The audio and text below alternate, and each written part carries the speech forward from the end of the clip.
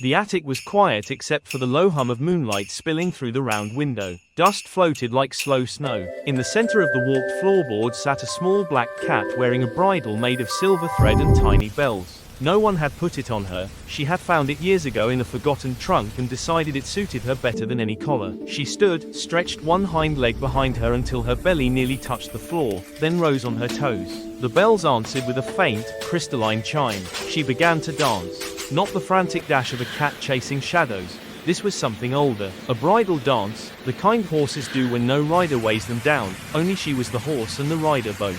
Her paws placed themselves with impossible care, tracing invisible circles. Tail high, ears forward, whiskers quivering like antennae tasting the air for music that wasn't there.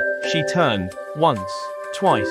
The bells kept perfect time, soft as breath. On the third turn she leapt, soundless except for the silver shiver, and landed in a slow, spinning crouch. Her eyes, green and luminous, never left the moon. Memories moved through her the way the dance moved through the room. Kittens long grown and gone. A girl with braids who used to read aloud on the window seat. Rain on the roof the night the girl left and never returned. The cat had waited 3 days atop the trunk before she opened it herself. Claws clever, heart cracked but not broken. Inside, the bridle, smelling of leather and another life. She had slipped it over her head like a crown. Now, every full moon, she danced alone. No audience but the dust and the dark. She rose into a high, trembling rear, forepaws tucked neatly, bells singing a bright ascending scale, then dropped into a gliding prowl that carried her the length of the attic and back.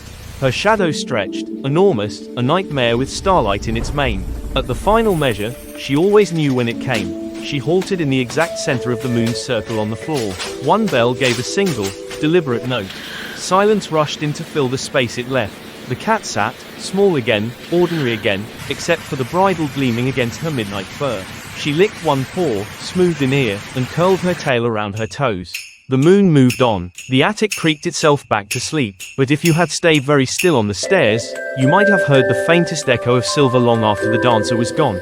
A promise, or a memory, or simply the sound of someone who refused to forget how to be free.